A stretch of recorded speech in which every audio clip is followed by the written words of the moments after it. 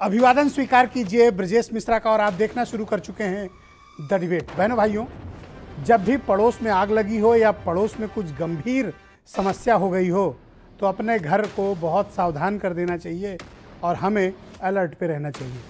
मैं बात पाकिस्तान और श्रीलंका की कर रहा हूँ, जहाँ श्रीलंका में बहुत बड़ा आर्थिक संकट आया हुआ है और पाकिस्तान में भयानक राजनीतिक अस्थिरता।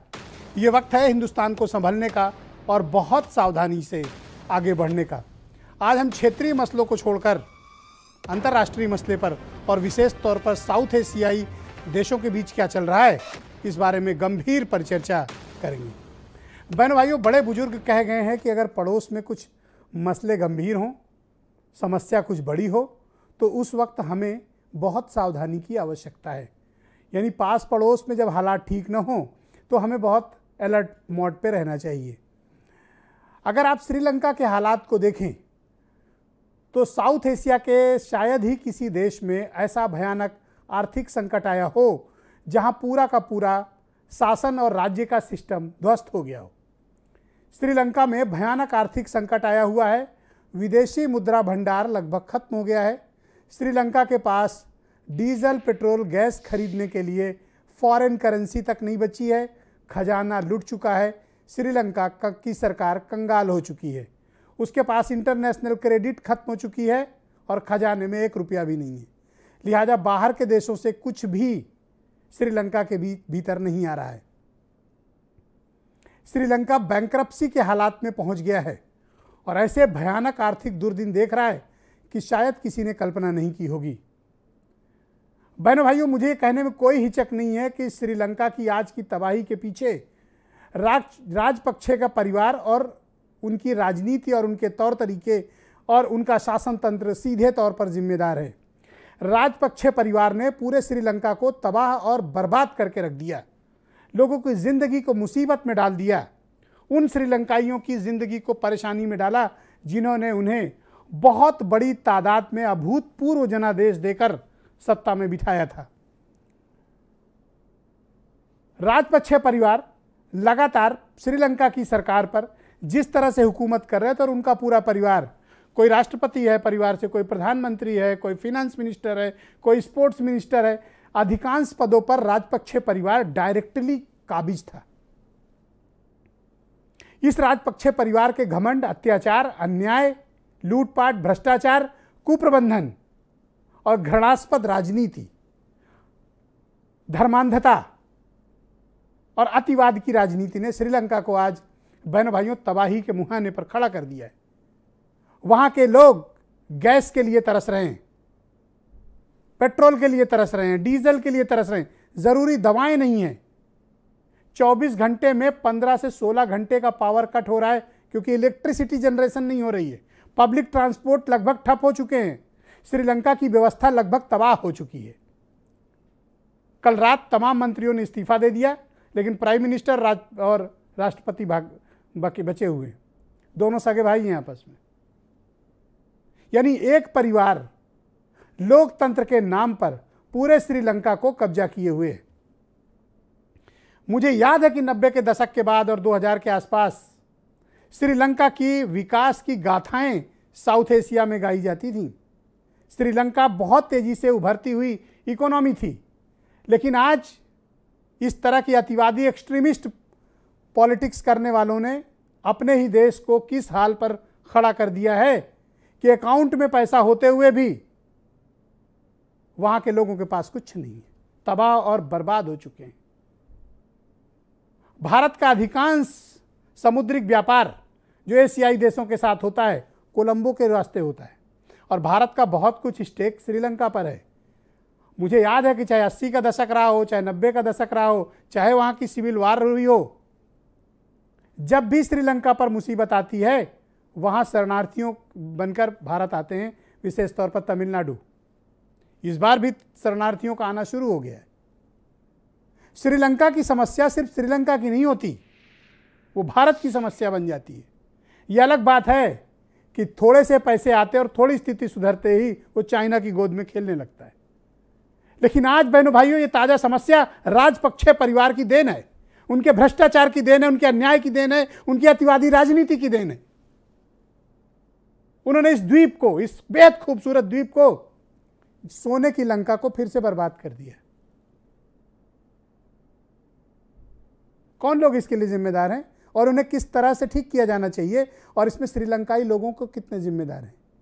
उन्होंने ऐसे लोगों को चुना क्यों जो उन्होंने तबाही और बर्बादी दी? श्रीलंका का कमजोर होना, श्रीलंका का गिरना भारत के लिए एक बड़ी समस्या है। भारत सरकार वहां बड़े पैमाने पर सहायता भेज रही है, लेकिन मैं पूरे विश्वास के साथ आपको कह रहा हूं और पूरे अनुभव के साथ, ये समस्या अभी खत्म नहीं हुई, ये और विकराल होगी। भारत सरकार को इसमें कुछ निर्णायक भूमिका अदा करनी पड़ सकती है आगे चलकर, क्योंकि हम श्रीलंका को इस प्रकार तबाह नहीं होने दे सकते, क्योंकि भारत का पूरा व्यापार और भारत के में शरणार्थियों की समस्या आज नहीं कल मुंह बाए बहनों भाइयों खड़ी नजर आएगी। मैं पूरे दावे से कह सकता हूं ये बात। और राजपक्षे परिवार इसके लिए सीधे तौर पर जिम्मेदार है। दोनों भाइयों ने, ना प्रधानमंत्री ने ना राष्ट्रपति ने, इतने बेशर्म है कि अब तक इस्तीफा तक नहीं दिया है। पूरे देश को बर्बाद कर डाला इन लोगों ने।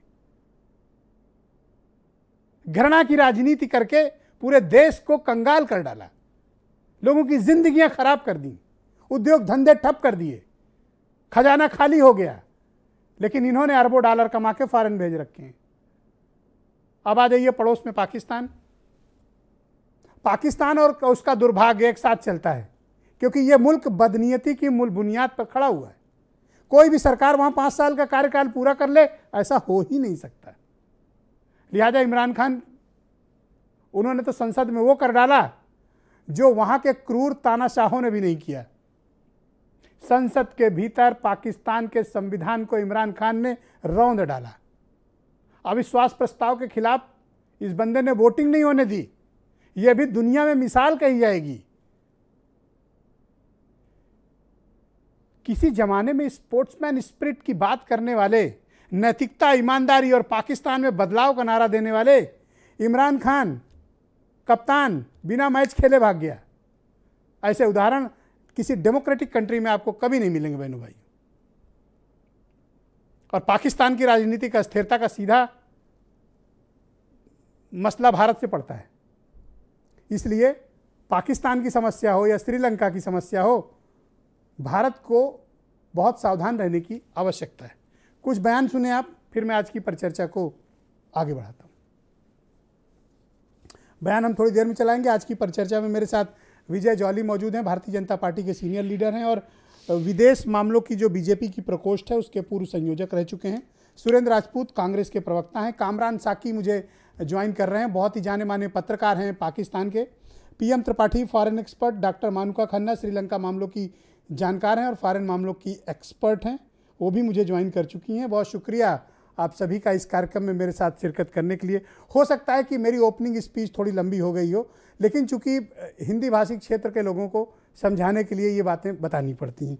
तो विजय जौली जी, मैं कार्यक्रम की शुरुआत आपसे करना चाहता हूँ। इन दोनों देशों में जो कुछ भी हो रहा है, श्रीलंका और पाकिस्तान में, उसको भारत के परिप्रेक्ष्य में आप किस प्रकार से देखते हैं? देखिए, भारत आज अपने पड़ोसी मुल्कों, विशेष तौर से श्रीलंका और पाकिस्तान की भयंकर राजनीतिक व खतरनाक आर्थिक स्थिति से अनभिज्ञ नहीं रह सकता। श्रीलंका में चीन द्वारा निर्मित हाबनटोटा अंतर्राष्ट्रीय बंदरगाह के निर्माण के ऊपर 150 करोड़ डॉलर का चीन का कर्ज लिया गया था, जो श्रीलंका सरकार द्वारा ना चुकाए जाने के कारण आज श्रीलंका बंदरगाह एक अंतर्राष्ट्रीय पोर्ट भारत और अन्य देशों के लिए आवश्यक होते हुए भी आज आर्थिक स्थिति से जूझ रहा है। मैं बताना चाहता हूं कि अगले 12 महीनों में 54,000 करोड़ रुपए का घरेलू व विदेशी कर्ज श्रीलंका की सरकार को चुकाना है और कुल कर्ज का लगभग 68% हिस्सा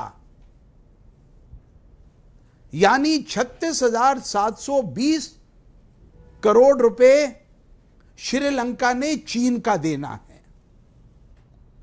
आज अगर श्रीलंका इन भयंकर परिस्थितियों से, आर्थिक स्थिति से ग्रसित होता है, जहां पर टमाटर, आलू व सब्जियों के दाम 280 रुपया किलो, चीनी 240 रुपया प्रति किलो, चावल 220 रुपया प्रति किलो, गेहूं 190 रुपया प्रति किलो, अंडे 360 रुपया प्रति दर्जन, गरी का तेल 850 रुपये लीटर और दूध का पाउडर 1900 रुपया प्रति किलो के हिसाब से बिक रहा है।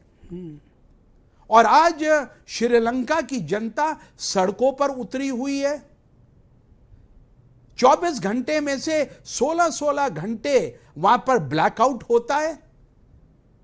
लेकिन इसके बावजूद भारत की मोदी सरकार ने 40,000 लीटर डीजल श्रीलंका की सरकार को उसकी सहायता करने के नाते दिया है, ताकि ब्लैकआउट और वहां पर गाड़ियों के आवागमन के अंदर कहीं रुकावट ना आए। लेकिन आज जो परिस्थितियां श्रीलंका में बनी है, श्रीलंका ने 2019 के अंदर वैट की दर को 15% से कम कर 8% कर दिया था। राजनीति के चलते उससे श्रीलंका का आर्थिक ढांचा चरमरा गया है और इन परिस्थितियों से भारत अनटच्ड नहीं रह सकता है। ट्रू। अगर श्रीलंका से लोगों का पलायन होता है, भारत आना होता है, तो भारत भी इन आर्थिक परिस्थितियों से अछूता नहीं रहेगा। इसलिए भारत के विदेश मंत्री जयशंकर ने अभी श्रीलंका की यात्रा करी, वहां के प्रधानमंत्री से मिले। एक बहुत ही महत्वपूर्ण सवाल है, 1.5 हो सकता है कि ये सवाल एक हफ्ते 10 दिन बाद ये भारत के समक्ष उपस्थित हो, पर मैं वो सवाल आपसे पहले ही कर लेना चाहता हूं। क्या भारत को श्रीलंका में कुछ निर्णायक भूमिका निभाने की आवश्यकता है या पड़ेगी? देखिए, आपका प्रश्न बड़ा उचित है। जब पिछले दशक में भारत ने अपनी Indian peace keeping forces Sri Lanka में भेजी थी, तो भारत के प्रधानमंत्री राजीव गांधी के ऊपर मिलिट्री का गार्ड ऑफ ऑनर लेते वक्त अटैक भी हुआ था।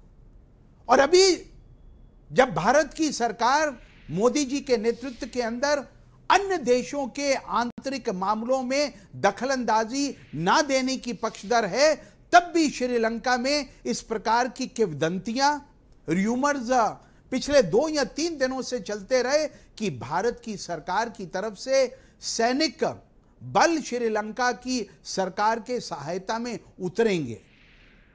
भारत चाहता है श्रीलंका और श्रीलंका के भाई और बहन इन आर्थिक परिस्थितियों में से उभरें। वहां की सरकार की जो भी आर्थिक सहायता भारत सरकार कर सकती है वो करे, और चीन के इस लोन और high rate of interest thank you Vijay ji. मैं नेक्स्ट राउंड में आपके बाकी विचारों को सम्मिलित करूंगा और विशेष तौर पर पाकिस्तान के बारे में। सुरेंद्र राजपूत जी मेरे साथ मौजूद हैं, AICC के प्रवक्ता हैं। बहुत शुक्रिया आपका सुरेंद्र राजपूत जी। मैं आपसे जानना चाहता हूं कि ये हमारे पड़ोस में, विशेष तौर पर श्रीलंका और पाकिस्तान में जो कुछ भी हो रहा है, चाहे वो आर्थिक स्थितियां खराब हो गई हों वहाँ की या पॉलिटिकल अस्थिरता हो, इसके बारे में क्या भारत को क्या भूमिका का निर्वहन करना चाहिए और हमें किस तरह के प्रिकॉशन लेने की ज़रूरत है और वहाँ वो गलतियाँ क्यों हुई? सीख लेने की आवश्यकता है ब्रजेश भाई। कहते हैं ना, दमाज देवबंदी ने एक जगह पे लिखा था कि जलते घर को देखने वालों, फूस का छप्पर आपका है, आपके पीछे तेज हवा है और मुकद्दर आपका है, उसके कत्ल पे मैं भी चुप था, अब मेरा नंबर आया और मेरे कत्ल पे तुम भी चुप हो, अगला नंबर आपका है। श्रीलंका में जो चीज हो रही है और जो पाकिस्तान में हो रही है, इससे भारत अछूता कतई नहीं रह सकता, नंबर एक। नंबर दो, भारत की विदेश नीति बहुत क्लियर है कि किसी के भी देश के आंतरिक मामलों में वो कोई बल प्रयोग नहीं करेगा और न ही कोई ऐसी बात करेगा। और भारत की इस पहल के साथ हम पूरी तरीके से भारत की सरकार के साथ है, इसमें भी कहीं कोई दो राय नहीं। विदेश नीति पर भारत की सरकार जो फैसला लेगी उस पर कांग्रेस पार्टी साथ रहेगी। दूसरी बात, लेकिन ये हुआ क्यों, अगर आप इसको देखेंगे तो जिस तरीके से आपने राजपक्षे की बात करी, बहुत महत्वपूर्ण आपने बात कही कि जो सेंटर टू राइट लोग हैं इस वक्त दुनिया के किसी भी खित्ते में, वो इस तरीके के बेहुदे और पागलपन के निर्णय ले रहे हैं। जिस तरीके से राजपक्षे ने कैसे निर्णय लिया, अभी विजय जॉली जी ने हम्बन टोटा वाला बताया, वो उतना बड़ा विषय नहीं था जितना बड़ा ये राजपक्षे ने पिछले साल अभी 6 महीने पहले निर्णय लिया कि उसने एक साथ पूरे के पूरे देश की फसल को ऑर्गेनिक घोषित कर दिया। और जैसे ही उसने सारी फसल को ऑर्गेनिक घोषित किया, वहां का प्रोडक्शन जो है, चाहे काली मिर्च का हो, चाहे इलायची का हो, और चाहे चाय की पत्ती का हो, वो 50% रह गया। और 50% रह गया जो पूरी दुनिया को 85% काली मिर्च सप्लाई करता हो, जो पूरी दुनिया को इलायची सप्लाई करता हो, वो उसका प्रोडक्शन ही 50% जब रह गया तो वहां गंभीर आर्थिक संकट में वो फंस गया। वो जिस तरीके से हम लोगों ने प्रधानमंत्री नरेंद्र मोदी जी के नेतृत्व में नोटबंदी का निर्णय लिया, लेकिन भारत की बुनियादी गलत आर्थिक नीतियां थी या गलत राजनीतिक कदम? गलत, 100% गलत आर्थिक नीतियां और गलत राजनीतिक कदम, अदूरदर्शी नेतृत्व। जो नेतृत्व अदूरदर्शी है, नॉट करप्ट। मीडिया में तो है कि बहुत करप्ट। करप्शन के मामले में तो ये परिवार पूरा करप्ट है। फिर मैं आपसे बताऊं कि हमें विदेश में किसी कौन करप्ट है कौन नहीं है, इस पर कहने का विशेष अधिकार क्यों नहीं है भाई साहब? क्योंकि हम पर सीधा प्रभाव पड़ रहा है। मैं वही बात कह रहा हूं। अभी शरणार्थी आएंगे तो तमिलनाडु वाले परेशान होंगे। मेरा मुद्दा दो डिस्पैच आ चुके हैं अब तक। मैं आपसे जिम्मेवारी से कहता हूं कि वो करप्ट हो, अगर दूरदर्शी निर्णय ले रहे हो तो उनके देश का मामला है, लेकिन अगर वो करप्ट भी है और दूरदर्शी भी नहीं है और उन्होंने अपनी पूरी फसल को बर्बाद कर दिया है, तो और पूरी नस्ल को बर्बाद करने जा रहे हैं। आप बात समझिए, जब पूरी फसल और पूरी नस्ल को बर्बाद कर रहे हैं एक अदूरदर्शी नेतृत्व से, एक अदूरदर्शी फैसले से, जैसे हम लोगों ने मोदी जी ने एक फैसला लिया कि साहब हम आज जो है नोटबंदी आज रात 12 बजे से, आप देखिए हमारा जो वहां हमारा इनफॉर्मल सेक्टर किस बुरी तरीके से प्रभावित हुआ। आज तक बेरोजगारी की दर बहुत शुक्रिया आपको। मैं आपको अब पाकिस्तान लेकर चलता हूं। थोड़ा सा समय दे दीजिए। जी आप कंप्लीट कर ले, 10 सेकंड प्लीज। तो जिस तरीके से यह किया गया और आज तक हम अपने इनफॉर्मल सेक्टर को नहीं संभाल पा रहे हैं। विजय जॉली जी बहुत जानकार आदमी हैं, इनकी पार्टी प्रतिबद्धता है, कुछ बोलेंगे नहीं, लेकिन यह भी जानते हैं अच्छी तरीके से कि वो जो नोटबंदी के फैसले से भारत आज गंभीर रूप से बेरोजगारी के संकट में है, उसी तरीके से एक अदूरदर्शी नेतृत्व राजपक्षे का है, जिसकी वजह से श्रीलंका एक गंभीर संकट में फंस गया है। मेरे साथ कामरान साकी इस वक्त मौजूद हैं, पाकिस्तान के बहुत ही मशहूर और प्रतिष्ठित पत्रकार हैं, मेरे दोस्त भी हैं और लंबे अरसे के बाद आज डिबेट में मेरे साथ सम्मिलित हुए हैं। बहुत शुक्रिया आपका कामरान भाई इस परिचर्चा का हिस्सा बनने के लिए। मैं आपसे जानना चाहता हूं कि इस वक्त पाकिस्तान में क्या चल रहा है, थोड़ा भारत के दर्शकों को बताएं कि वहाँ की राजनीतिक अस्थिरता क्या है, ऐसा क्यों हुआ कि संविधान ही पूरा आइन को ही रौंद डाला गया और अब जब सुप्रीम कोर्ट में सुनवाई चल रही है तो क्या राजनीतिक हालात और पाकिस्तान में चल क्या रहा है? देखिए, शदीद आईनी बहरान है बदकिस्मती से पाकिस्तान से कल से, और 24 घंटे से ज्यादा गुजर चुके हैं और अभी तक समझ लीजिए कि आईनी तौर पर या पाकिस्तान के अंदर कोई वज़ीर आज़म या असम्बली मौजूद ही नहीं है। ये शदीद आईनी बहरान है, इसकी मजाल माजी में हमें मिलती है डिक्टेटर्स के दौर में, जब मार्शल लॉ और इमरजेंसी के नाम पे यहाँ पे मुल्क के कानून को जो है मुअत्तल कर दिया जाता था। लेकिन पहली दफा किसी जमहूरी हुकूमत की तरफ से ऐसा किया जाना इंतहाई अफसोसनाक है और बड़ा शदीद रद्द-ए-अमल जो है वो अवाम की तरफ से मिल रहा है। इमरान खान के अभी भी 10 से 15% हमायती जो है वो इस फैसले को सराह रहे हैं। बाकी मौजूदा जो हालात हैं, अगर उसकी बात करें तो तमाम तर 22 करोड़ अवाम की नजरें, बादशाह लोगों की नजरें सुप्रीम कोर्ट की तरफ हैं, क्योंकि वाहिद वही रास्ता और अदारा रह गया है जो बता सकता है कि इस आइन कुरान से निकलने का हल क्या पर है। आप मुझे बताओ कामरान भाई कि वो क्या जो इक़दामात पाकिस्तान इमरान के खान ने किए, कि लोग वो कैसे इस इमरान खान के इस कदम के पे बटे हुए हैं, उनकी ओपिनियन अलग अलग हैं? क्योंकि वैसे तो प्राइमा फेसाई क्या ये पब्लिकली दिखा कि किस तरह से आइन की ऐसी तैसी संसद के भीतर नेशनल असेंबली में की गई। देखिए, कुछ लोग ऐसे होते हैं जो मजहब के नाम पे और मुख्तलिफ नामों के जरिए जब कार्ड आप खेलते हैं, या खासतौर पर अमेरिका या इंडिया या मसला कश्मीर को लेकर जब आपके बयान जारी करते हैं, तो जाहिर वो सारे फैक्ट्स एंड फिगर्स जो उस चीज को जुटला भी रहे होते हैं, तो वो आपकी आंखों पर पट्टी बन जाती है और आपको मुख्तलिफ वतनी मज़ाहिब और मुख्तलिफ चीजें नजर आती हैं और आपको लगता है कि अमेरिका के मुतल्लिक है तो ये जरूर हमारा लीडर जो है वो ठीक ही कह रहा होगा। तो मैंने उसका जिक्र किया कि 10 से 15 लोग जो भी अभी मौजूद हैं जो इमरान खान के इस फैसले को जो है वो दुरुस्त तस्लीम करते हैं। अच्छा, आप तो खुद लाहौर से आते हैं कामरान भाई। इमरान खान तो पाकिस्तान में नया पाकिस्तान और बदलता हुआ पाकिस्तान, एक एस्पिरेशनल पाकिस्तान और एक बहुत ही मॉरल हाई ग्राउंड पर पॉलिटिक्स करने का वादा करके आए थे। और आप भी 20-22 साल से जर्नलिज्म में हैं, आपने क्या ये एक्सपेक्ट किया था इमरान खान से जो कुछ उन्होंने पार्लियामेंट में कराया? देखिए, उनके मंशूर जब उन्होंने पेश किया था अपना, तो वो हमें भी तब भी प्रैक्टिकली लग रहा था, लेकिन कोई ऑप्शन मौजूद नहीं था।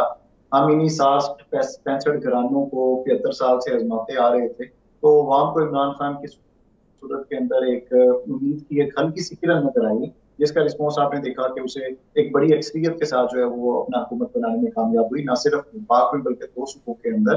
तो लोगों को उम्मीदें थी, लेकिन उनके ऊपर जितना पानी फेरा है, अब मुझे मेरा अपनी जाती राय गलत भी हो सकती है और आप इसे इख्तलाफ भी कर सकते हैं कि उनका मुस्तकबिल मुझे उनकी जमात का और उनका जो है वो उस तरह का ही नजर आ रहा है जैसा रातों रात डिक्टेटर ने पाकिस्तान मुस्लिम लीग काफ बनाई थी और उनकी आज असेंबली में 8-9 मैंने कामरान भाई पाकिस्तान में काफ़ी कई और पत्रकारों से बात की, सबको बड़ा अफसोस है जो कुछ भी हुआ, क्योंकि नो कॉन्फिडेंस मोशन पर आपको वोट तो कराना चाहिए था। बिना वोट कराए इस तरह से असेंबली से भागना ये डेमोक्रेसी के खिलाफ है। क्योंकि हम लोग ये एक्सपेक्ट कर रहे थे कि चलो पाकिस्तान में कैसी भी सरकार हो, आज इनकी है कल उनकी है, कैसी भी स्थितियों पर एंड ऑफ द डे वहाँ डेमोक्रेसी तो थी।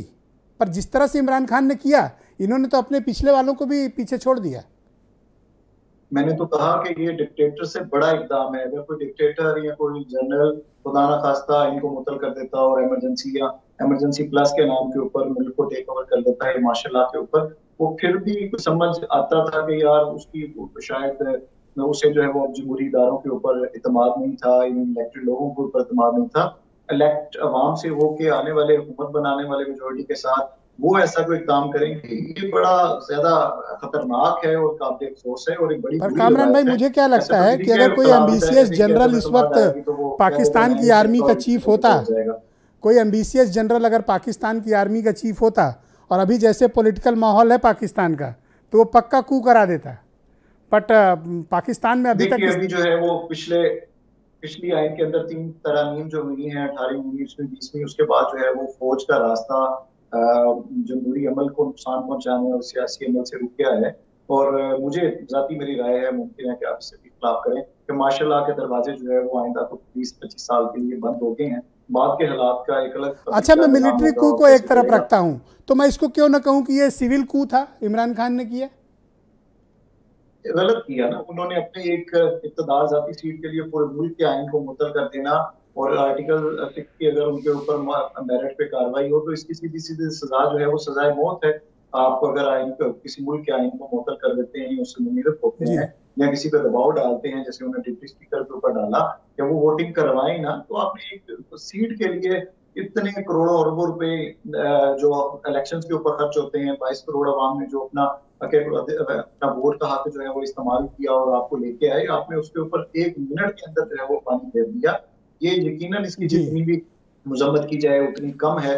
बहरहाल फिर भी उम्मीद की आखिरी किरण जो है वो अभी सुप्रीम कोर्ट है और सुप्रीम कोर्ट। शुक्रिया आपका कामरान भाई, और रिक्वेस्ट ये है कि मेरे साथ बने रहिएगा। मैं डिबेट को थोड़ा सा एक स्टेप आगे बढ़ाता हूँ।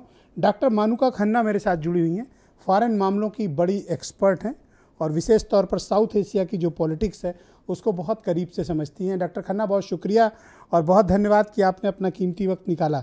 मैं आपसे श्रीलंका और पाकिस्तान के मौजूदा हालात के बारे में समझना चाहता हूं कि एक एक्सपर्ट के तौर पर आप क्या देखती हैं कि इन दोनों देशों में जो समस्या है वो क्या है और उसका भारत पर क्या इम्पैक्ट पड़ेगा।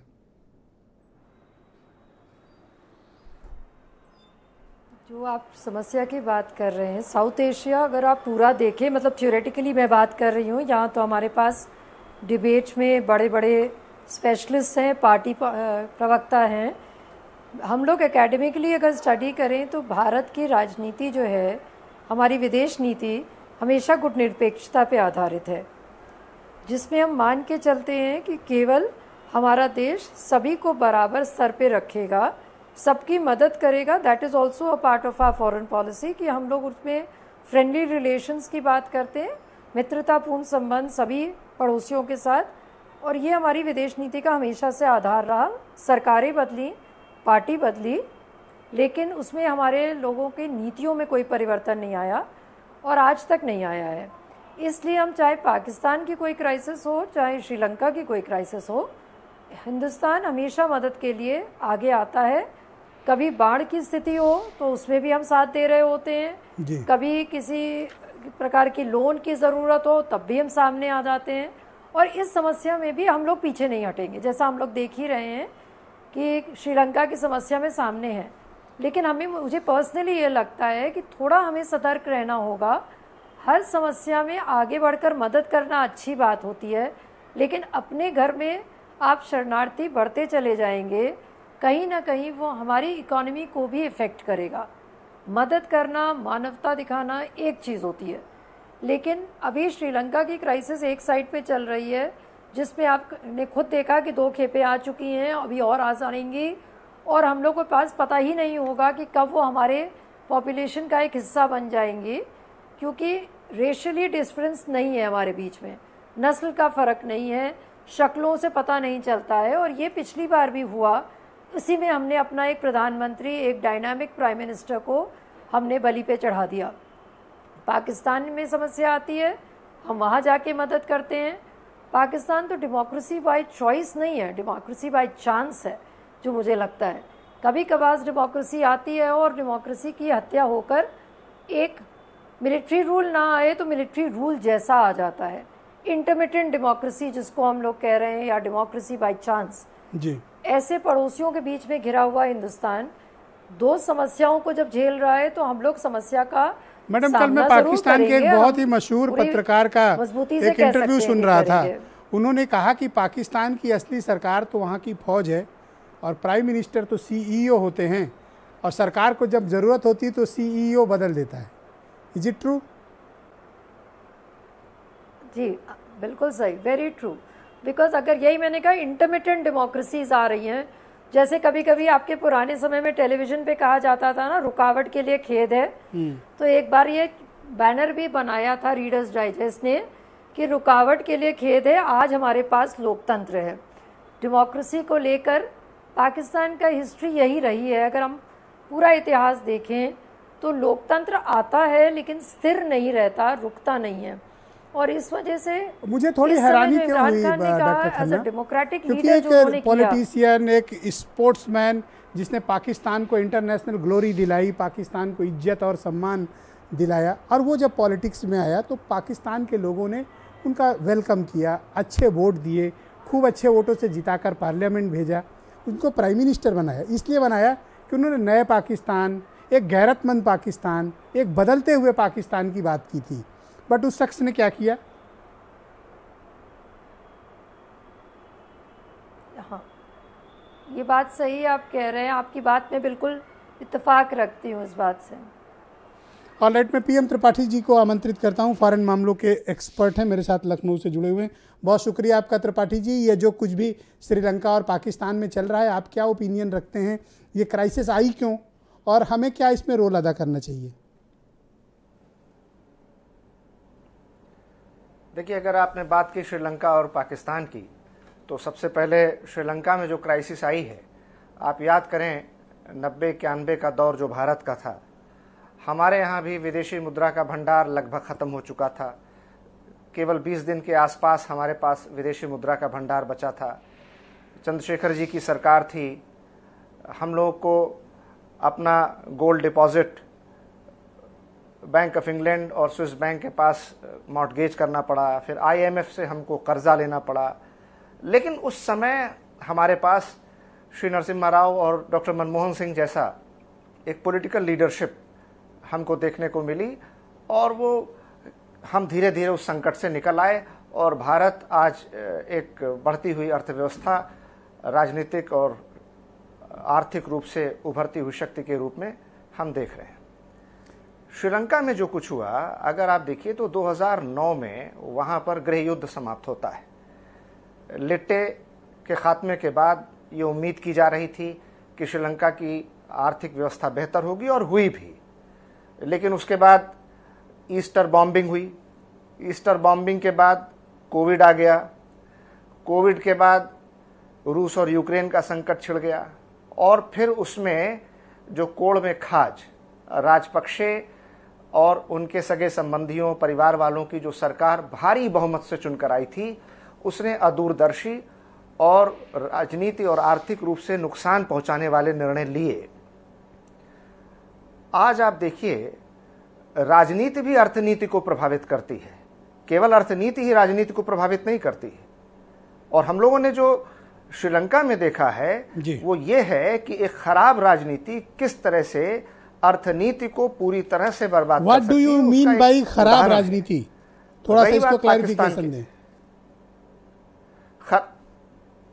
हाँ, खराब राजनीति का अर्थ यह है कि जब आप देख रहे थे दीवारों पर लिखी हुई इबारत आप पढ़ नहीं पाए कि आपने ईस्टर बॉम्बिंग के बाद, कोविड के बाद जिस तरीके से आर्थिक निर्णय लिए, आपने अचानक रातों रात देश को ऑर्गेनिक फार्मिंग की ओर मोड़ने की कोशिश किया, आपने लगातार गिरते हुए विदेशी मुद्रा के भंडार को रोकने की कोई कोशिश नहीं की, आपने कोविड काल में जिस तरीके से आर्थिक समस्याएं उपजी, व्यापार कारोबार को नुकसान पहुंचा, श्रीलंका में जो लोग विदेशों में जाकर काम कर रहे थे उनकी आमद बढ़ी, जिसकी वजह से जो विदेशी मुद्रा आपको मिलती रही वो भी कम हो गई, और हर तरह से जो आपने विदेशी कर्जा चीन से लिया था वो बढ़ता चला गया। जो आप गैस और दूसरी तेल और जैसी ज़रूरतों के लिए आपको विदेशी मुद्रा भंडार की ज़रूरत थी वो कम होता गया, उस पर आपने कोई ध्यान नहीं दिया। ये सब ऐसे, देखिए, conflict is a social process. कोई भी एक दिन में अचानक से इतनी बड़ी घटना नहीं होती है, उसके पीछे छोटी छोटी घटनाओं का एक क्रमबद्ध श्रृंखलाबद्ध इतिहास होता है। ये पिछले 3-4-5 वर्षों में जो कुछ हुआ है उसमें राजपक्षे सरकार की जो अदूरदर्शिता रही है पिछले कुछ वर्षों में, उसने श्रीलंका को इस स्थिति तक पहुंचा दिया है। ये वैश्विक महामारी तो सारी दुनिया में थी जी। रूस और यूक्रेन का संकट तो सारी दुनिया के सामने के लिए है, लेकिन हर देश की सरकार अपने अपने समय, संसाधन, सामर्थ्य, पौरुष, क्षमता के अनुसार निर्णय लेती है। शुक्रिया त्रिपाठी जी। मैं नेक्स्ट राउंड में आपके बाकी विचारों को भी सम्मिलित करूंगा। बहनों भाइयों, कू ऐप पर हमने इस आज के परिचर्चा को लेकर एक प्रश्न पूछा। प्रश्न ये कि पाकिस्तान और श्रीलंका में हालात बुरे हैं, क्या वहाँ के नेताओं ने जो बोया उसी का अंजाम भुगत रहे हैं? तो लोकेंद्र सिंह लिखते हैं कि भारत को श्रीलंका का कर्जा चुकाकर वहाँ शासन स्थापित करना चाहिए। ये गलत बात लिखी है लोकेंद्र जी ने। वो एक स्वतंत्र देश है और उनको अपना खुद चलाना चाहिए। सुनील कुमार लिखते हैं कि पाकिस्तान और श्रीलंका में संकट के लिए वहाँ पर नेतृत्व करने वाले नेता ही पूरी तरह से जिम्मेदार हैं। तो मुराली राजभर लिखते हैं कि जो जैसा करेगा वैसा ही भरेगा, जिसकी सोच सही उसके सही परिणाम मिलेंगे और जो गलत करेगा उसके नतीजे भी गलत होंगे। विजय जौली जी के पास चलता हूँ। भारतीय जनता पार्टी के लीडर हैं और विदेश मामलों के काफ़ी अच्छे जानकार भी हैं। जौली साहब, अब आप मुझे बताइए, विशेष तौर पर मैं पिछले राउंड में आपने श्रीलंका की बात की, अब जो पाकिस्तान की राजनीतिक अस्थिरता है और वहाँ के जैसे हालात हैं, और जैसा कि हमारे दोस्त कामरान भाई भी आपके साथ जुड़े हुए हैं लाहौर से, उन्होंने भी बताया कि पाकिस्तान में किस कदर मायूसी है, क्योंकि उन्होंने एक डेमोक्रेसी का रास्ता पाकिस्तानियों ने चुना था, एक बेहतर रास्ता, एक अच्छी ज़िंदगी और एक जमहूरियत का रास्ता चुना, लेकिन जिसको उन्होंने लीडर बनाया उसी ने उनको धोखा दे दिया। बहुत बहुत शुक्रिया। मैंने पहले चरण में श्रीलंका के आज के घटनाक्रम पर अपने विचार बेबाकी से रखे हैं और मैं आपकी बात से पूरा सहमत हूं। किसी भी देश के अंदर लोकतंत्र और आर्थिक नीतियां साथ साथ चलती हैं, लेकिन पाकिस्तान के अगर पिछले 4 प्रधानमंत्रियों का कार्यकाल देखें, नवाज शरीफ जो 5 साल के लिए चुनकर आए थे, 3 साल और 229 दिन ही अपने देश के ऊपर शासन कर सके।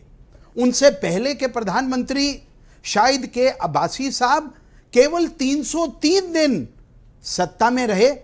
उनसे पहले नवाज शरीफ साहब 4 साल 58 दिन सत्ता में रहे और पूरा 5 साल का कार्यकाल पूरा नहीं कर पाए। और उनसे पहले रजा परवेज अशरफ साहब केवल 275 दिन ही शासन में रहे। जिस देश के अंदर वहां की सेना वहां के राजकाज को चलाने में दखलंदाजी करेगी, दुनिया के राजतंत्र के अंदर, लोकतंत्र के अंदर लोकतंत्र प्रक्रियाओं का पालन केवल कागजों के ऊपर होगा और वहां की चुनी हुई सरकार को अपने निर्णय लेने का अधिकार नहीं होगा, तो जो आज पाकिस्तान की परिस्थितियां हैं वो पूरी दुनिया देख रही है।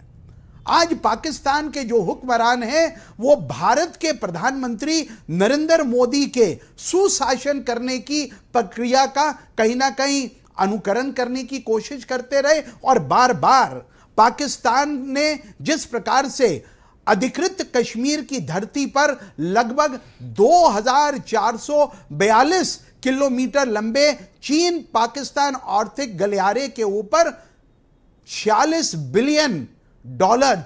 हजार बिलियन डॉलर जो उन्होंने चाइना से जो अनुदान लिया है, जो लोन लिए हैं, उनको लॉन्ग रन के अंदर पाकिस्तान की आज की आर्थिक नीतियों का विफलता का एक उदाहरण माना जाए। स्थिति रखना चाहता हूं।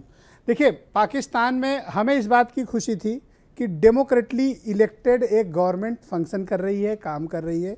ये हमारे लिए भी अच्छा है और इस पूरे खित्ते के लिए भी अच्छा है। इस पूरे साउथ एशिया के लिए एक अच्छी बात थी कि पाकिस्तान में एक चुनी हुई निर्वाचित सरकार थी।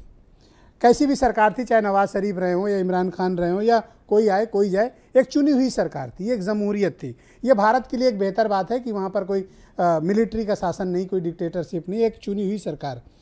दरअसल पूरे खित्ते की समस्या क्या है कि वहाँ जमहूरियत ख़त्म हो रही है और जब वहाँ जमहूरियत ख़त्म होती है और तानाशाही आती है तो उसका सीधा इम्पैक्ट भारत पर पड़ता है। ये मेरी चिंता का विषय है। देखिए, मैं आपकी चिंता से पूरा एक मत हूं। अगर पाकिस्तान अस्थिर होता है तो पाकिस्तान की धरती से भारत के खिलाफ जिस प्रकार से आतंकी ठिकानों को चलाया जाता है, उनकी मदद की जाती है और एक रिलीजन के नाम के ऊपर भारत को तोड़ने की बात की जाती है, वो वास्तव में हम सभी भारतीयों के लिए, ना केवल भारत में अपितु दुनिया भर के भारतीयों के लिए एक ये चिंता का विषय है। आज मैं आप सबको बहुत अप्रिशिएट करता हूं कि आज की परिचर्चा बहुत ही शानदार, सारगर्भित, ज्ञानवर्धक और रोचक है। और मैं कहता हूं कि सो कॉल्ड जो बड़े बड़े चैनल, वहां भी ऐसे शानदार विचार सुनने को नहीं मिलेंगे। मैं आप सबका बहुत इस मामले में शुक्रगुजार हूं। Jolly ji, go ahead please.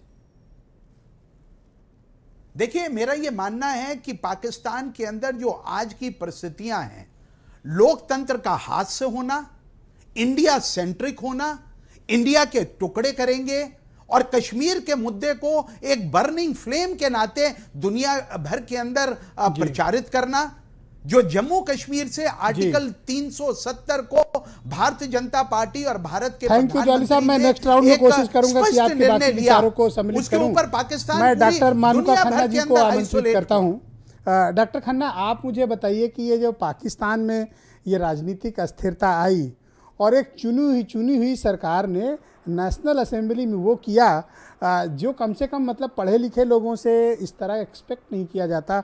जो संविधान की शपथ लेकर सत्ता में आए, उन्होंने ही संविधान को नेशनल असेंबली में फाड़ डाला।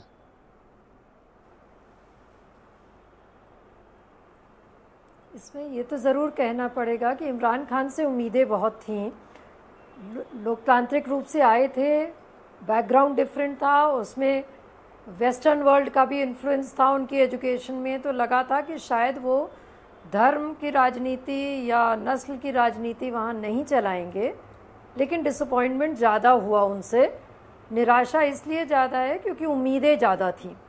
लेकिन अगर आप पूरा इतिहास देखिए पाकिस्तान का, तो मुझे नहीं लगता कि बहुत ज़्यादा फ़र्क रहा, क्योंकि पहले भी जो प्राइम मिनिस्टर्स आए थे उनको दबाया गया था आर्मी के द्वारा और वो बाहर करे गए थे शासन से क्योंकि वो लोकतांत्रिक थे।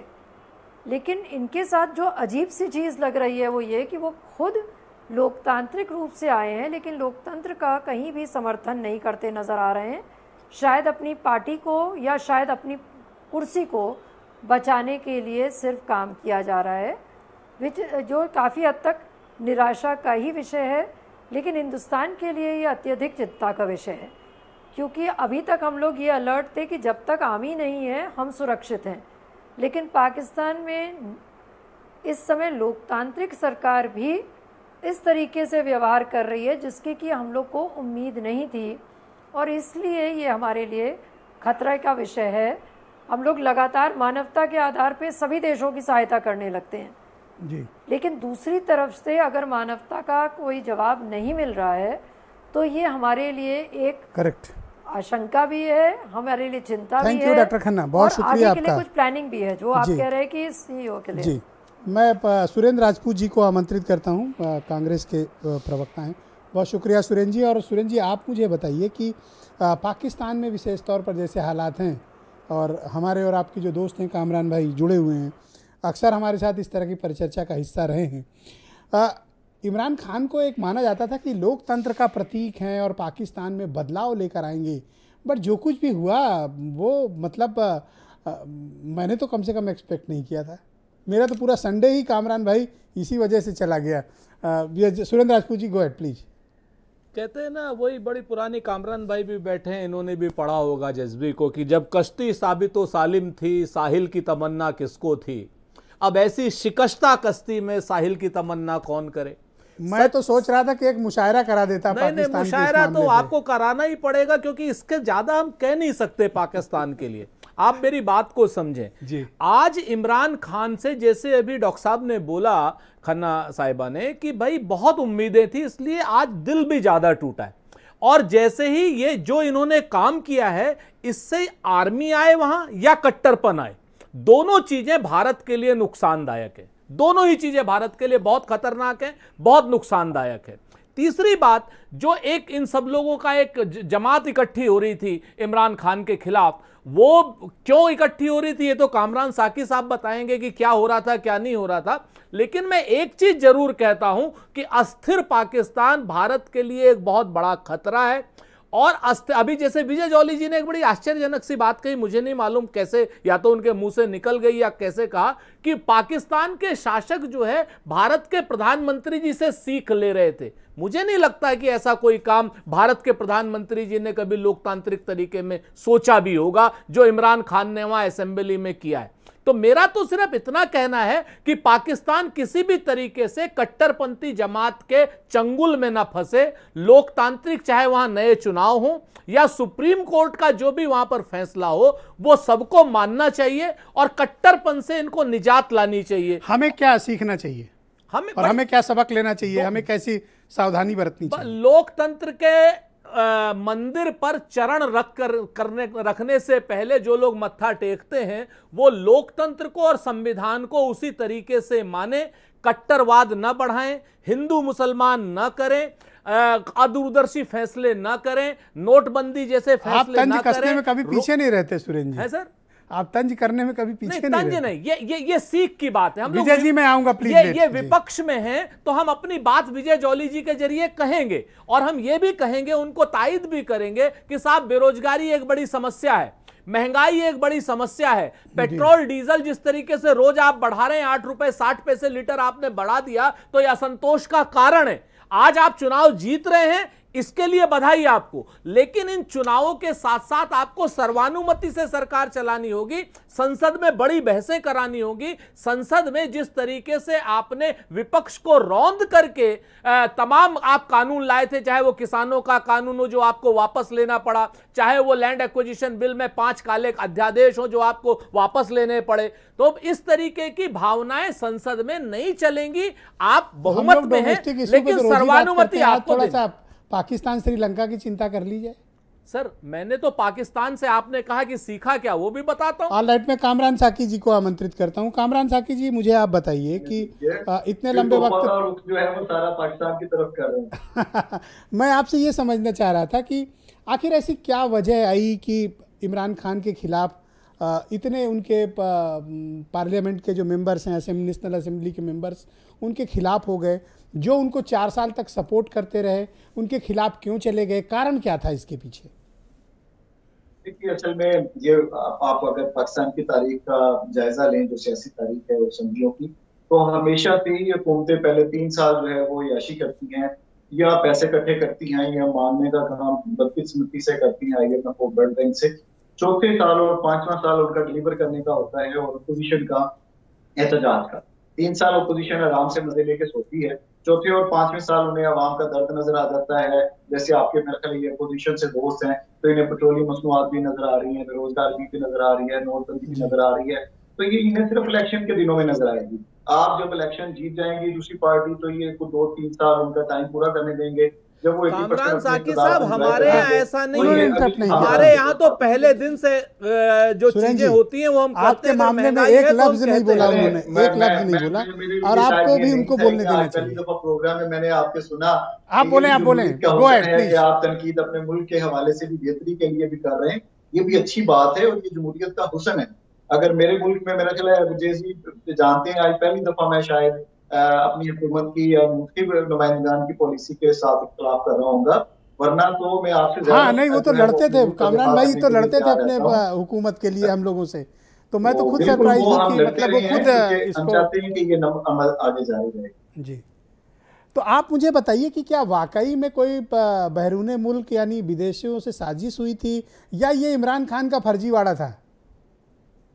ये यकीनन फर्जीवाड़ा था, और ये अगले इलेक्शन के लिए उन्होंने जैसे पहले मजहबी कार्ड इस्तेमाल किया, अब उन्होंने ये बैरूनी मुल्क की साजिश का कार्ड इस्तेमाल किया, और एक बयानिया, एक नैरेटिव क्रिएट करने की कोशिश की है अपने अगले इलेक्शन को मनाने के लिए, ताकि अगले इलेक्शन में कुछ तो उनके पास मामला या नारा हो जिसे लेकर वो आवाम को कहे जी देखें जी सुपर पावरें आ गई, वरना तो मैं तेल और चीजें और हर चीज जो है मुफ्त करने लगा था, मैंने लोगों को सेहत कार्ड बना दिए, मैंने नए पाकिस्तान की बुनियाद अभी रखी थी, तो लेंटर तक पहुंचा तो अमेरिका आ गया और ये लोग उसके अलाकार बन गए। कुछ पक्की तो उन्होंने बेचनी थी।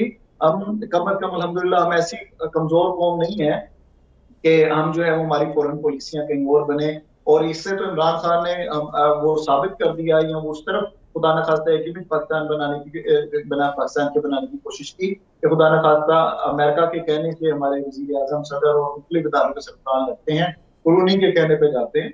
ऐसा हरगिज़ नहीं है, हमारा एक अपना मजबूत पॉलिसी और निजाम। लेकिन एक बहुत ही इम्पोर्टेंट क्वेश्चन है मेरे पास आपके लिए कामरान भाई, कि क्या इमरान खान ने अपनी जाति राजनीति के लिए, अपनी पर्सनल पॉलिटिक्स के लिए पूरे मुल्क को खतरे में नहीं डाल दिया? अमेरिका के खिलाफ बिना एविडेंस के इस तरह के बहुत सीरियस चार्जेस लगाना, यह अमेरिका और पाकिस्तान के संबंधों को बहुत निम्नतम स्तर पर, बहुत लोएस्ट पॉइंट पर ले गया।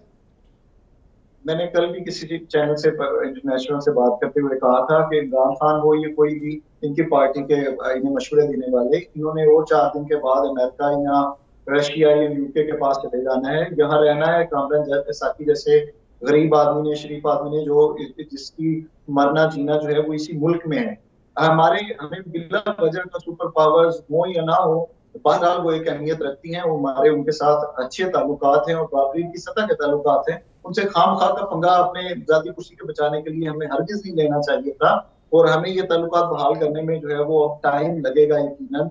ऐसा नहीं है कि अमेरिका और उसके एडवाइजरी और उसके थिंक टैंक जो है वो इन चीजों को नोट नहीं कर रहे होते, वो यकीनन उनकी नजर भी होगी इसके सारे मामले के ऊपर, और वो आइंदा से भी पाकिस्तान के साथ को लेते हैं। अगर उसके खत खुदा न खास्ता अगर उन्होंने लिखा भी है तो वो भी सिफारती आपके खिलाफ है। एक अंतिम सवाल है और बड़ा सवाल है आपसे, वन लास्ट क्वेश्चन, एक सेकंड, वन लास्ट क्वेश्चन।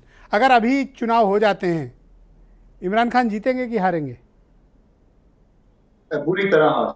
एक सुरेंद्र राजपूत जो इंडिया के लार्जेस्ट अपोजिशन है कांग्रेस, उसके स्पोक्स पर्सन है, वो आपसे एक सवाल करना चाहते हैं, मैं उनको इजाजत देता हूं। Go ahead. बहुत शुक्रिया कामरान भाई। एक प्रश्न है मेरा, मेरी समझ में ये नहीं आ रहा है कि चीन का आपने बाकी सब जगह से तो कर दिया, जो सबसे बड़ा आपका व्यापारिक साझेदार है और रणनीतिक साझेदार है, जिसके साथ आप बहुत से काम साथ कर रहे हैं, और चाहे वो ग्वादर का बंदरगाह हो या चाहे बाकी चीजें हों, उसका क्या रोल है आपकी पॉलिटिक्स में, इंटरनल पॉलिटिक्स में जो हो रही है, वो कहां खड़ा नजर आ रहा है?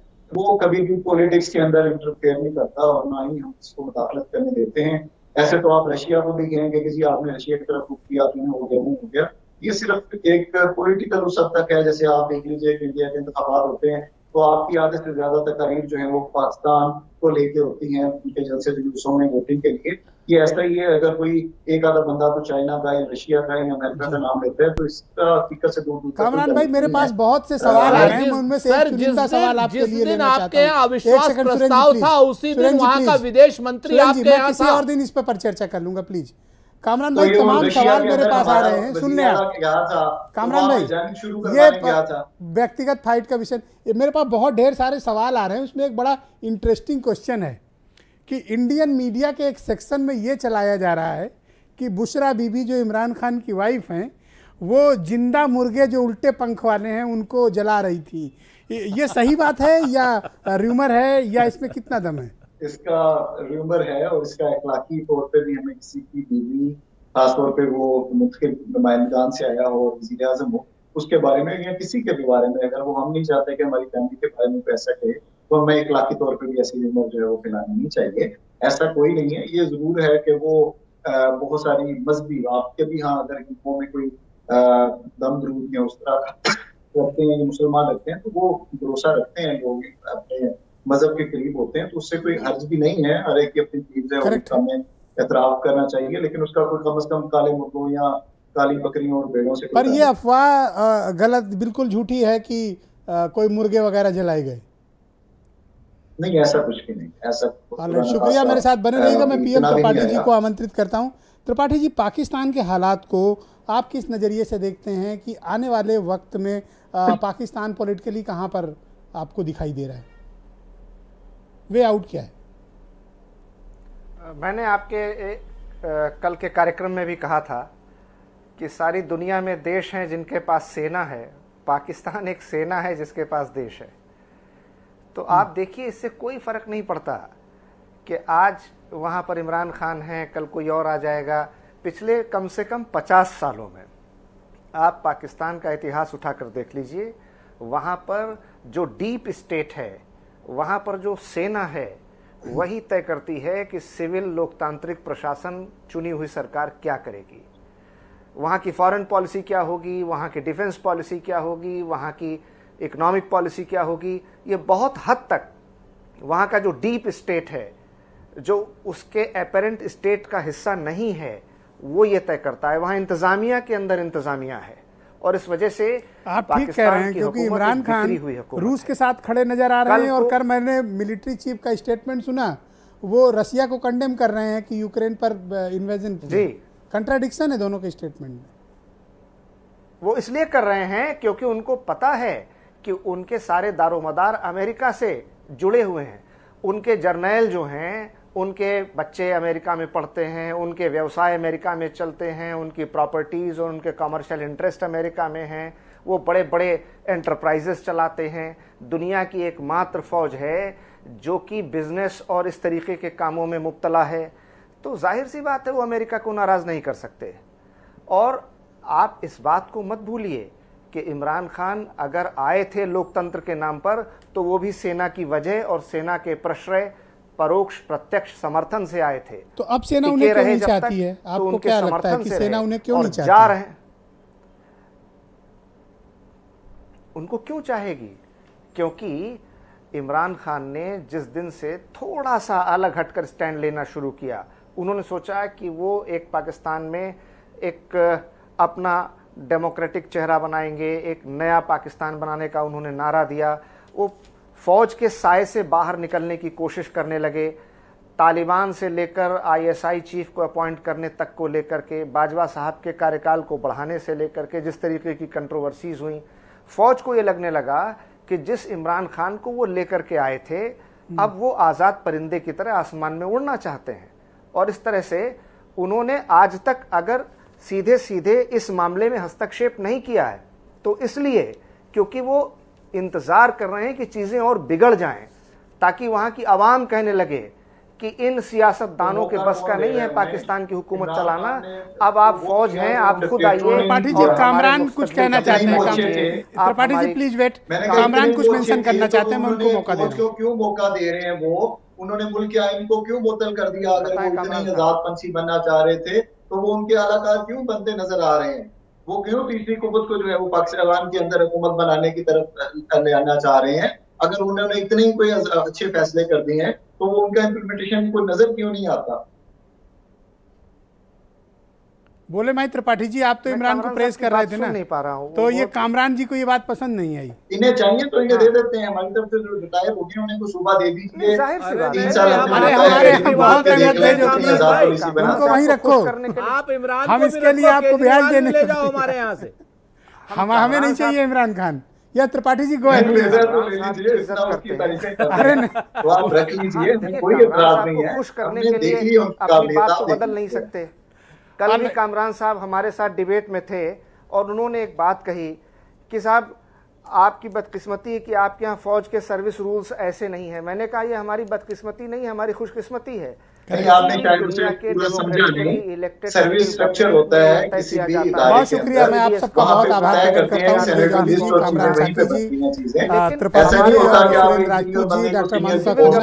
हूँ। मैं आप सबका बहुत शुक्रगुजार हूँ कि एक बहुत ही शानदार अंतर्राष्ट्रीय मामलों की परिचर्चा में आप सबने अपना पक्ष रखा, उनको बुरा लगे और एक बेहद शानदार परिचर्चा हमने आयोजित की। आप सबका बहुत शुक्रिया।